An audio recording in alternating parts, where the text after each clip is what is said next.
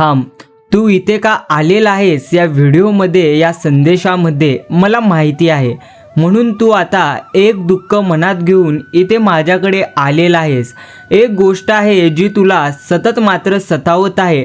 तुझे मन सध्या उदास आहे. होय, मी या प्रत्येक गोष्टी जाणतो. मग आता फक्त पुढील काही मिनिटे फक्त तू माझ्यासाठी दे.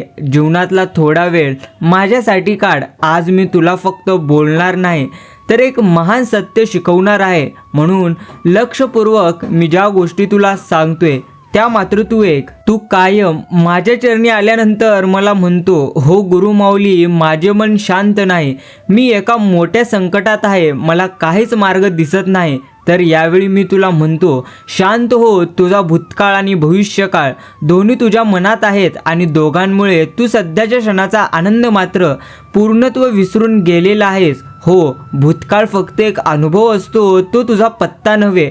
तो झाला, तो संपला, तू आता तिथे नाही आहेस.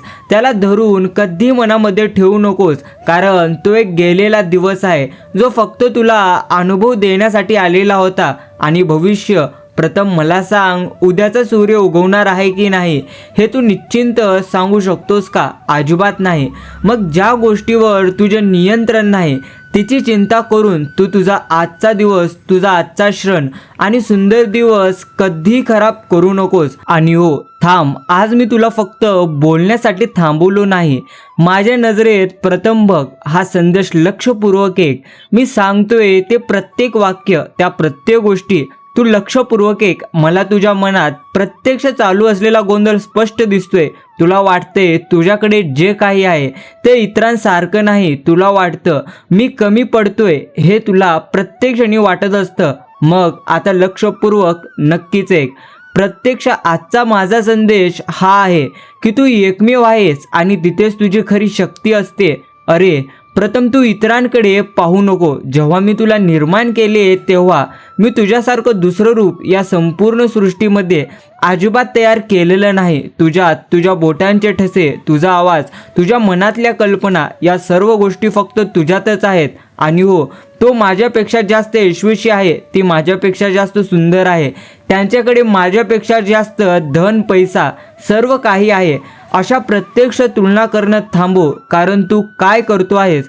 तू सोन्याचा आणि मातीचा तुकडा एकत्र ठेवून त्यांची किंमत मोजत आहेस. मातीची गरज शेतीसाठी आहे, तर सोन्याची किंमत दागिने बनवण्यासाठी आहे. दोघांची किंमत वेगळी असते, पण दोघेही महत्त्वाचे आहेत. जेव्हा तू दुसऱ्याची उंची पाहतो तेव्हा तू स्वतःच्या भूमिकेचा आदर मात्र कधीच करणार नाहीस. दुसऱ्याच्या बागेत फुललेली फुलं प्रत्यक्ष पाहून तू तुझ्या बागेतल्या फुलांना कमी समजू नकोस. प्रत्येक फुलांचा रंग, सुगंध आणि वेळ वेगवेगळी असते. तुलना हे आनंदाचं सर्वात मोठे शत्रू असतं, कारण तू फक्त दुसऱ्यांचं बाहेरचं रूप पाहतोस, त्यांच्या आतला संघर्ष किंवा त्याची खरी गरज बघत कधीच नसतो. तू इतरांसारखं बनण्याचा प्रयत्न केलास तर तू माझ्या निर्मितीचा अपमान करशील, असं मात्र नक्कीच झालं. म्हणून तुझ्याकडे जे काही सध्या ज्ञान मी दिलं आहे, जी कला तुला मी दिलेली आहे, जो अनुभव मी तुला दिलेला आहे, ती फक्त तुझी संपत्ती आहे. कोणी ती चोरू शकत नाही. तुझ्या परिस्थितीतून शिकून पुढे आलेला आहे ते तुझे विजय पदक आहे. आणि हो, स्वतःची किंमत लोकांच्या टाळ्यांवर किंवा त्यांच्या मानवतेवर ठरवू नकोस. जर तू स्वतःच्या गुणांचा आदर केला नाहीस तर दुसरं कोणीही करणार नाही. तुझ्या आतला प्रकाश तो तुझ्या बाहेरच्या रूपापेक्षा भरपूर असा मोठा आहे. तू म्हणतोस माझं काहीतरी चुकले, तर प्रत्यक्ष असं काहीच नाही. तुझं काहीही चुकलं नाही, कारण तू माझ्या योजनेचा एक अपरिहार्य भाग आहेस. मी तुला ज्या कामासाठी इथे पाठवलं आहे ते काम तुझ्याशिवाय कोणी करू शकत नाही. तुझा स्वभाव आणि निष्ठा हीच तुझी खरी किंमत आहे. या संपूर्ण सृष्टीत कोणीही परिपूर्ण नसतो. मी तुला प्रयत्न करण्यासाठी इथे मात्र निर्माण केली आहे, परिणाम बनवण्यासाठी नव्हे. म्हणून स्वतःच्या वाटेवर प्रथम चाल. तुझ्या आतल्या शांततेला ओळख. कोणीही नक्कल करण्याची गरज नाही. तू परिपूर्ण आहेस, कारण तू मात्र तू आहेस. माझं तुझ्यावर पूर्ण प्रेम आहे आणि माझं प्रेम कधी तुलना करत नसतं. भगवंत म्हणतात आजपासून प्रत्येक सकाळी स्वतःला फक्त एकच गोष्ट सांग, एकच गोष्ट समजव, मी अद्वितीय आहे आणि आज मी माझ्या पूर्ण क्षमतेने जगेन. मी भरपूर अशा पद्धतीने जीवनामध्ये यशस्वी होईल आणि भरपूर अशा पद्धतीने माझ्या आयुष्यामध्ये आनंदच आनंद येत आहे. अशा पद्धतीची सकारात्मक भावना तू रोज स्वतःला सांग. आणि हो, तू प्रथम कशाला घाबरतोस? जे होणार आहे त्याला, जे लोक बोलतील त्याला, की जेव्हा काहीतरी बिघडेल त्याला. प्रथम तू ज्याला भीती म्हणतोस ती तर बाहेरून येत नसते, ती स्वतः तुझ्या मनात निर्माण तू करतोस.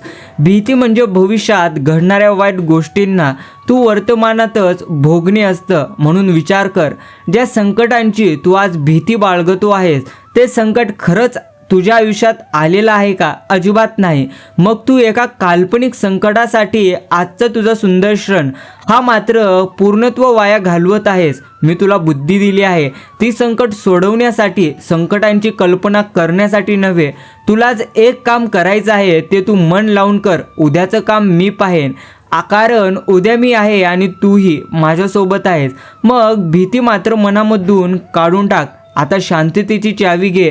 ती फार सोपी आहे, पण पकडण्यासाठी खूप चांगलं मन लागते. प्रथम गोष्ट लक्षात ठेव, तुझ्या हातात काय आहे? फक्त तुझे प्रयत्न. तू किती प्रामाणिकपणे मेहनत करतोस, किती लक्ष देतोस, किती शिकतोस यावर 100% नियंत्रण ठेव. आणि हो, तुझ्या प्रयत्नानंतर येणाऱ्या परिणामांवर कोणतेही नियंत्रण ठेवू नकोस. तो परिणाम माझ्यावर सोड. तू जेव्हा परिणामांना धरून ठेवतोस तेव्हा भीती मात्र निर्माण होते. तू प्रयत्न केलेस म्हणजे तुझे काम झाले. आता डोळे मिटून घे आणि म्हण, मी माझे काम योग्य पद्धतीने केले आहे. जे आता होणार ते माझ्या चांगल्यासाठीच होणार. बाकी खरी शांतता बाहेरच्या जगात नव्हे, ती तुला कोणाच्या अर्थात सल्ल्याने मिळणार नाही. ती तेव्हा मिळते जेव्हा तू तुझ्या आतील शक्तीवर पूर्ण असा विश्वास ठेवतोस. तू माझ्या योजनेचा प्रथम एक भाग आहेस. मी तुझ्यासाठी कधी वाईट योजना बनवणार नाही. आणि हो, मी तुला घाबरण्यासाठी नव्हे तर जग जिंकण्यासाठी बनवलं आहे.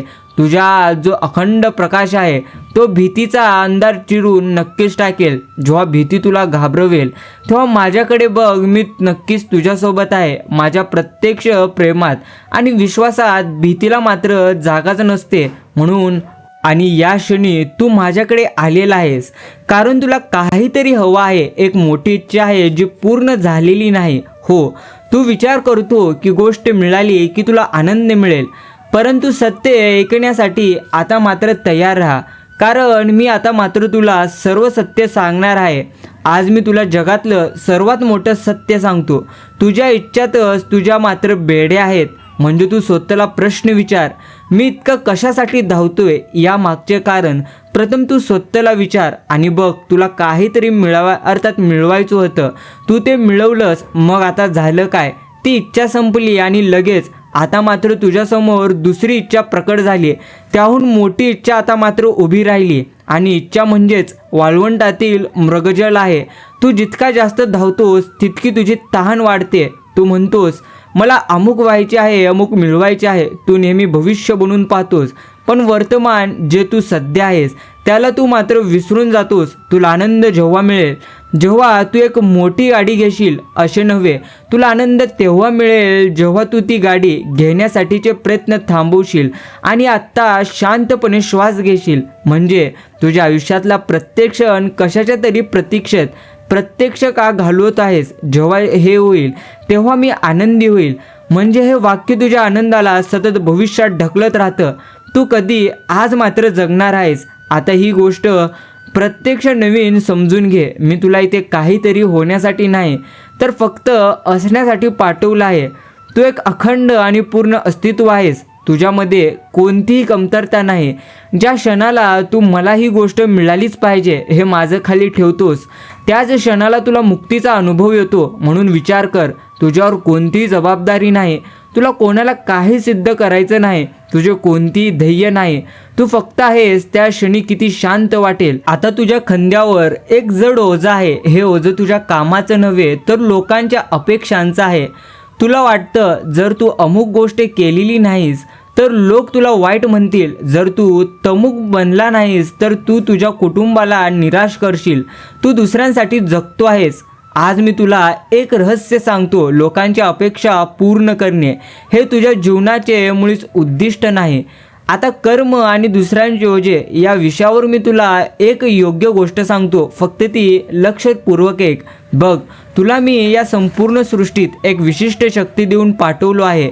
तुझे कर्म निवडण्याचे स्वातंत्र्य मी तुला दिलेले आहेत, पण तू काय करतोस? तू तुझे कर्म निवडताना लोक काय म्हणतील हा सर्वात मोठा निकष लावतोस. तू माझ्यासाठी एक सुंदर यंत्र आहेस, पण तू त्या यंत्राचा उपयोग तुझ्या इच्छेनुसार करण्याऐवजी बाहेरच्या आवाजांनी सांगितल्याप्रमाणे करत आहेस. दुसऱ्यांच्या आनंदाची जबाबदारी तुझ्यावर नव्हे. प्रत्येक व्यक्ती स्वतःच्या आनंदासाठी ही प्रथम जबाबदार असते. ही गोष्ट लक्षात घे, कारण फक्त एक गोष्ट करू शकतोस, प्रेमाने वागणे आणि प्रामाणिक कर्म करणे. तू जेव्हा तुझ्या सत्यानुसार प्रत्यक्ष जगतो तेव्हा काही लोकांना तू आवडणार नाही. त्यांना न आवडण्याची किंमत तुला मात्र चुकवावी लागेल. पण लक्ष ठेव, स्वतःच्या अस्त्यावर जगण्यापेक्षा सत्यानुसार जगण्याची किंमत नेहमी मात्र कमी असते.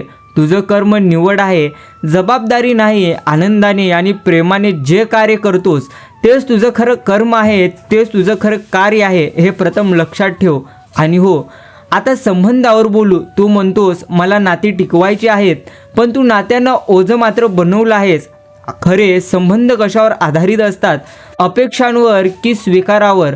तू माझ्यावर प्रेम करतोस कारण मी तुला काहीतरी देतो की मी असल्यामुळे तू भगवंतांवर प्रथम एवढा विश्वास ठेवतो. आणि संबंध म्हणजे एकमेकांना मोकळीक आनंद देणे. आणि या क्षणाला ज्या पद्धतीने तू तुझं आयुष्य वेगाने जगतो आहेस, म्हणजे तू ज्या पद्धतीने वेगाने धावतो आहेस, कारण तुला वाटते आयुष्य आता तुझे संपून जाईल.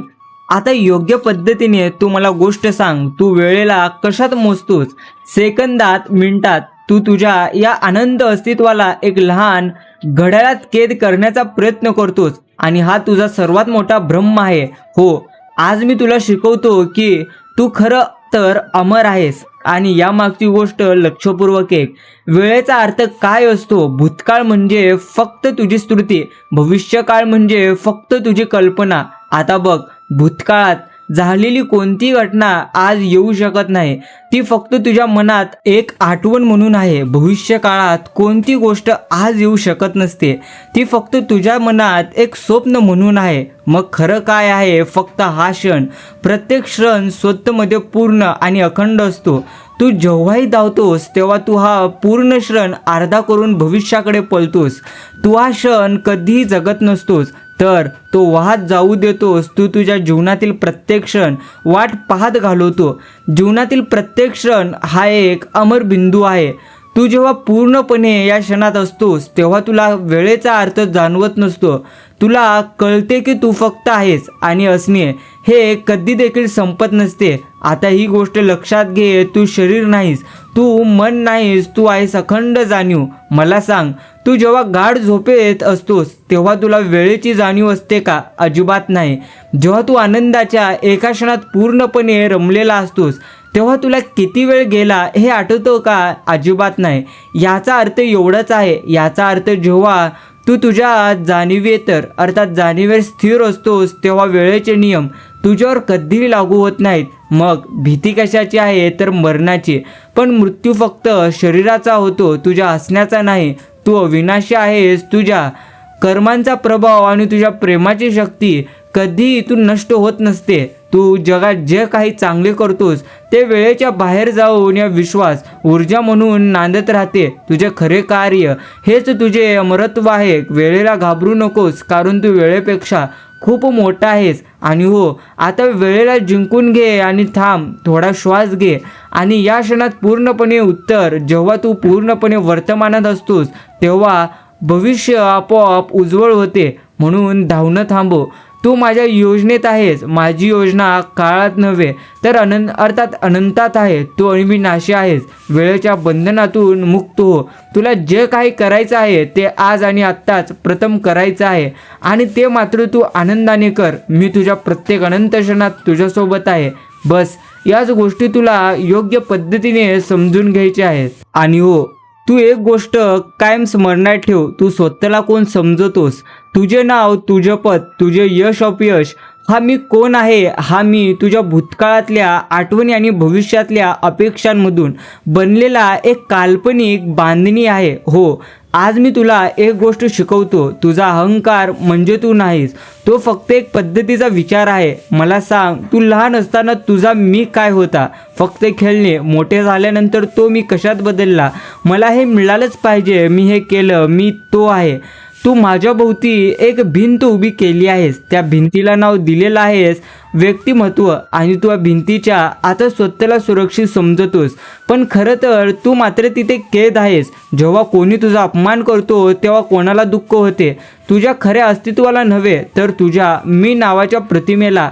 ही प्रतिमा स्वतःच्या रंगवली नक्कीच आहेस, आणि आता मात्र तुला वाटतं ती मात्र खरी आहे. तू सतत सिद्ध करतोस मी बरोबर आहे का? कारण तुझ्या मेला भीती वाटते की जर तू प्रत्यक्ष चुकीचा ठरला तर त्याचे अस्तित्व संपेल. पण सत्य हे आहे की मी संपला तर तू पहिल्यांदा खऱ्या अर्थाने अस्तित्वात येशील. आता खऱ्या मुक्तीची मात्र चावी घे. ती फार सोपी आहे, पण मी नावाचा पडदा तिला बघू देत नसतो. जेव्हा तू एखादं कार्य करतोस तेव्हा मी हे केलं हा विचार सोडून बघ. काम पूर्ण झाल्यानंतर शांतपणे अनुभव हे फक्त घडलं. तू करता नाहीस, तू फक्त घडण्याचा साक्षीदार आहेस. तू मोठ्या ऊर्जेचा भाग आहेस, आणि ती ऊर्जा तुझ्या माध्यमातून कार्य करत असते. म्हणजे लक्षपूर्वक तुलना मात्र संपते. तुला कोणापेक्षा मोठा किंवा लहान होण्याची कधीही गरज वाटत नसते. तुझी भीती संपते. संबंध शुद्ध होतात जेव्हा तू मीला सोडतोस आणि भगवंतांची भक्ती स्वीकारतोस. प्रत्यक्ष तू तर खरं माझ्यासारखा शुद्ध नक्कीच जाणीव आहेस.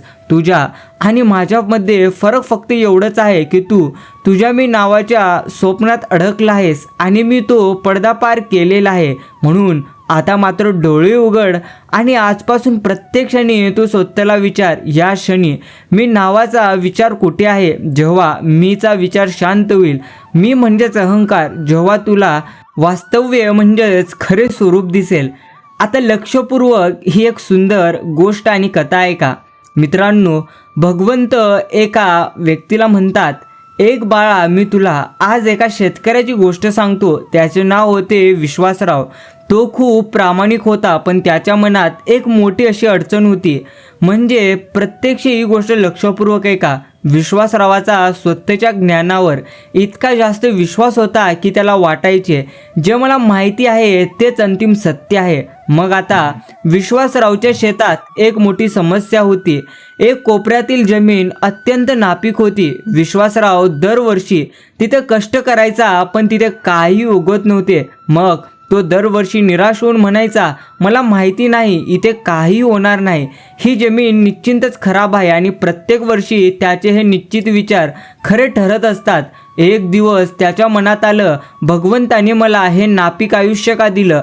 तो माझ्या मंदिरात आला म्हणजे भगवंतांच्या, आणि त्याने तक्रार केली, हे देवा, मला माहिती आहे माझे नशीब खराब आहे. माझा अनुभव सांगतो की माझ्या आयुष्यात चांगला बदल निश्चितच आता मात्र होणार नाही. मग मी मात्र म्हणजेच भगवंताने त्याला हसून विचारले, अरे विश्वासराव, तू माझ्याकडे मार्ग मागतोस की तुझ्या निश्चिंत निष्कर्षावर माझी मोहर मागतोस? मग आता इथून कथेचा दुसरा भाग सुरू होतो. भगवंत म्हणतात, त्याला नक्कीच भगवंतांचे बोलणे समजले नाही, पण त्याने एक गोष्ट केली.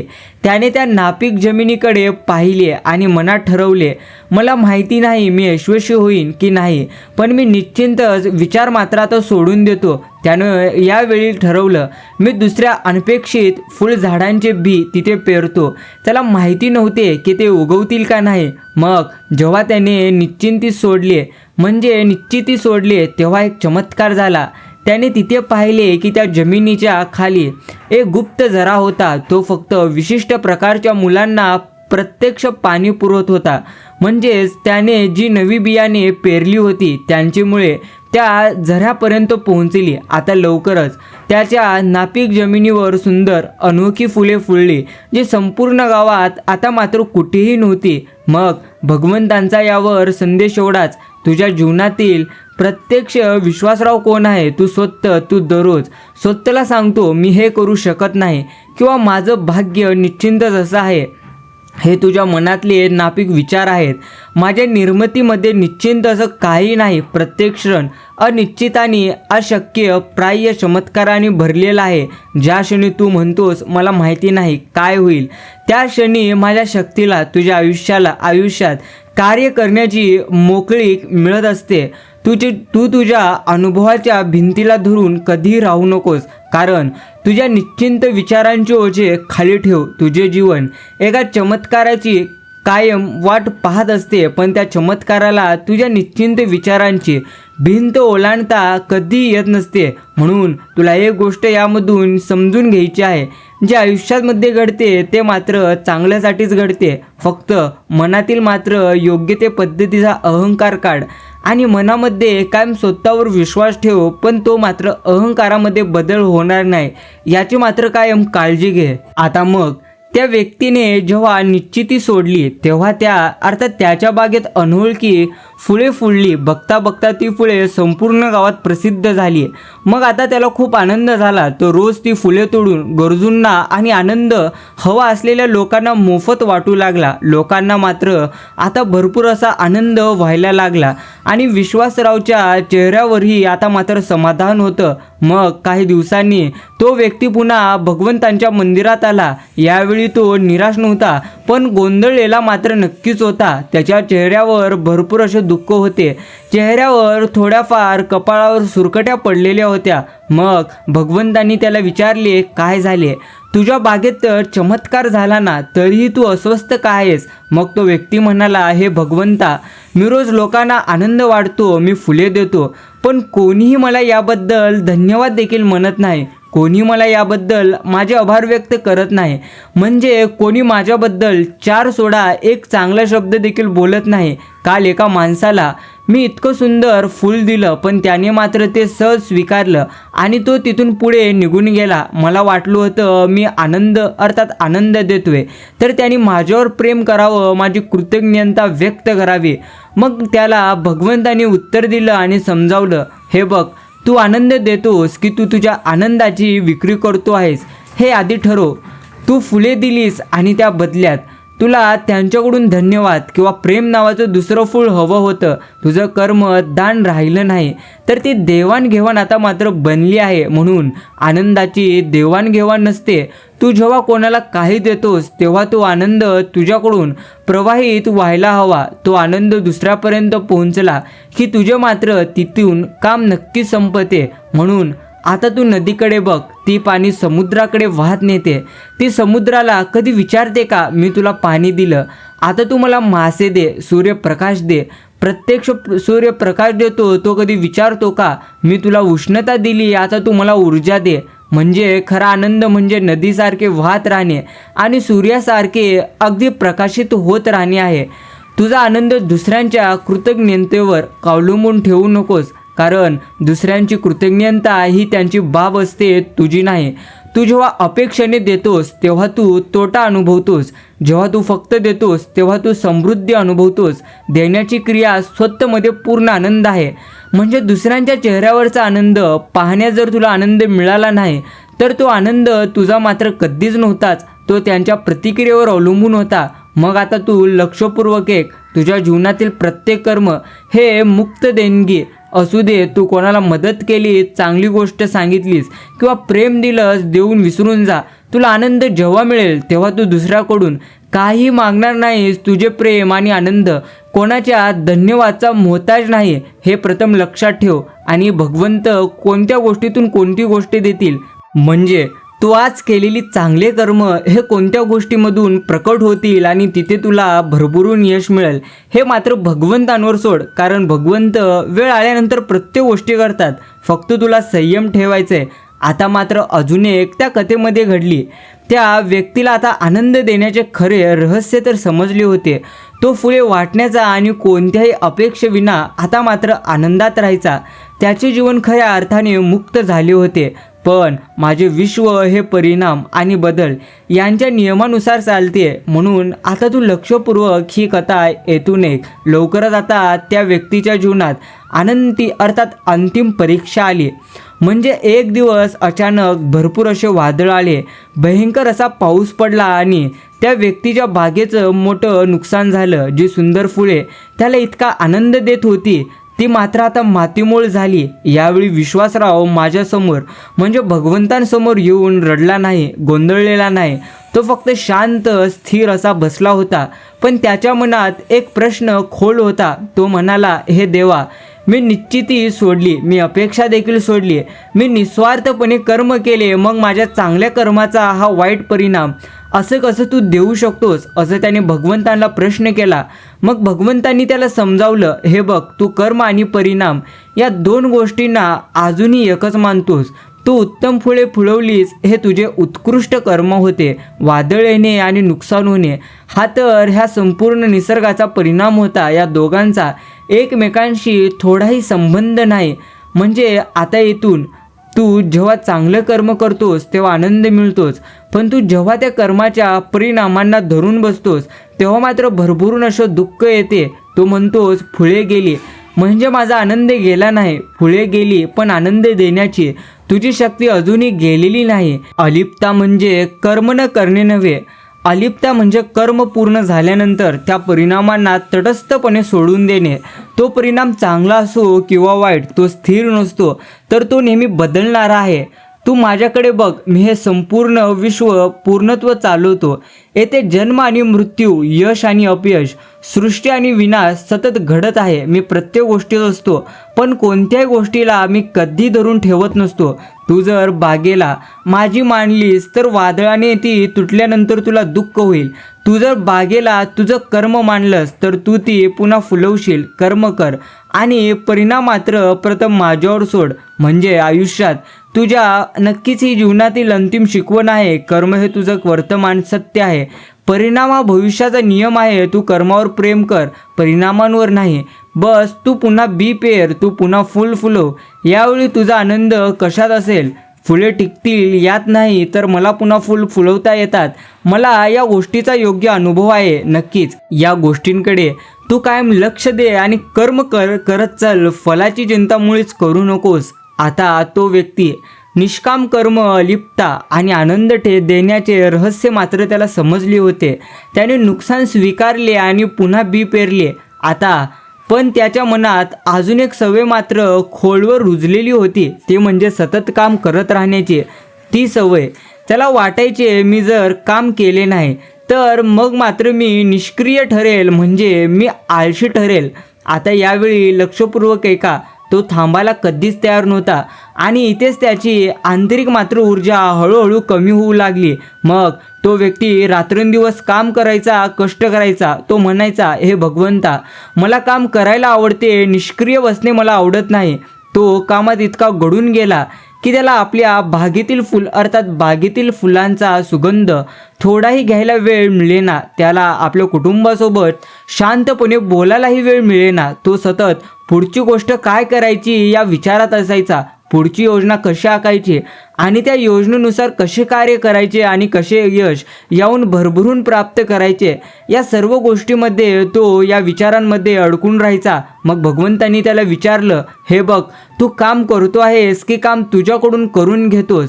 तू थकलेला आहेस, पण तुला थांबायला भीती वाटते, कारण तुला वाटतं की जर तू आता थांबलास तर मग तू मात्र मागे पडशील. ही भीती कशाची आहे? ही भीती शांत बसून स्वतःच्या आतला गोंधळ ऐकण्याची असते.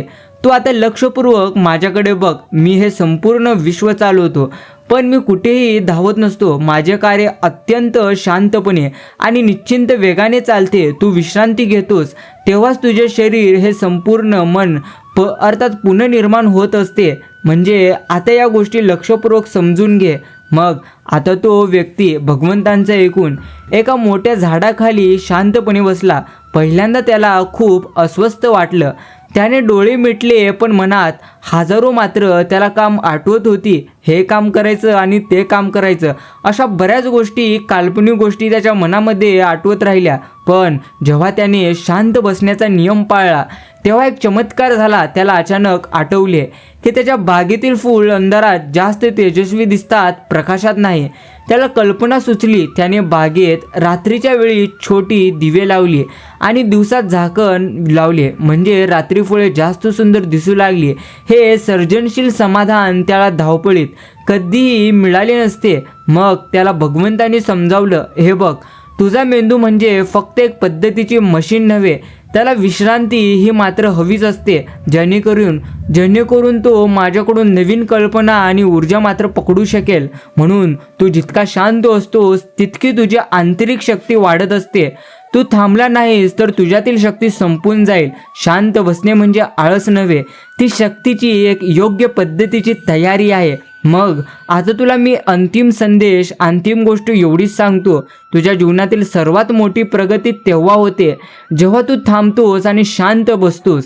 कारण शांत बसल्यानंतर तुला समजणार नाही की तू कुठे चालला आहेस आणि का चालला आहेस. म्हणून आजपासून कामासोबत विश्रांतीची वेळ निश्चिंत कर, कारण मी तुला धावण्यासाठी नव्हे तर आनंदाने जगण्यासाठी इथे पाठवली आहे. खरा विकास सततच्या धावपळीत नव्हे तर थांबून विचार करण्यात आणि शक्ती साठवण्यात असतो. तू थांब आणि बघ तुझे जीवन किती सुंदर आणि शांत आहे. मी तुला स्थिरता प्रत्यक्ष देतो, तू फक्त ती स्वीकार. तू कधीही मागे या गोष्टीवर पडणार नाहीस. मग आता या योग्य पद्धतीने कथेमधून आपल्याला या 4 गोष्टी शिकायला मिळतात. पहिले म्हणजे विषय पूर्णपणे नवीन आणि संबंधित, सतत काम करत राहण्याची सवय आणि विश्रांतीची भीती या सध्याच्या तरुणाईचा सर्वात मोठा एक ताण आहे. आणि दुसरं म्हणजे गूढ रहस्य, शांत बसणे म्हणजे आळस्य नव्हे, प्रत्यक्ष ती शक्तीची तयारी आहे हे सांगून विश्रांतीचे महत्त्व पूर्णपणे बदलणे आहे. सर्जनशीलचे सूत्र, सर्जनशीलता किंवा नवीन कल्पना धावपळीत नव्हे तर शांत बसल्यानंतर येते हे दाखवून आंतरिक शांततेचे महत्त्व सिद्ध केले आहे. आणि चौथी महत्त्वाची गोष्ट, मोठा आणि प्रभावी भाग आहे. कथेच्या स्वरूपात असलेल्या श्रोत्याला म्हणजेच विश्वासाच्या भावनांशी जोडता येते आणि संदेश जास्त प्रभावी ठरतो. तर मित्रांनो, जर तुम्ही ही सुंदर व्हिडिओ आणि सुंदर संदेश लक्षपूर्वक पूर्ण वेळ देऊन किंवा जितकाही वेळ देऊन तुम्ही हे ऐकले असेल त्याबद्दल मी तुमचे आभार प्रकट करतो. आणि हो, हा सुंदर व्हिडिओ नक्कीच प्रेरणा देणारा व्हिडिओ प्रत्येकाला, तुमच्या मित्रांना आणि कुटुंबातील प्रत्येक व्यक्तींना नक्कीच ऐकवा. बाकी जर अजूनही चॅनल सबस्क्राईब केलं नसेल तर असेच रोज नवनवीन व्हिडिओ, कथा, संदेश, आध्यात्मिक गोष्टी, अजून बऱ्याच गोष्टी तुम्हाला मिळत जातील. फक्त चॅनल सबस्क्राईब करून बेल नोटिफिकेशन ऑलवर सेट करा. धन्यवाद.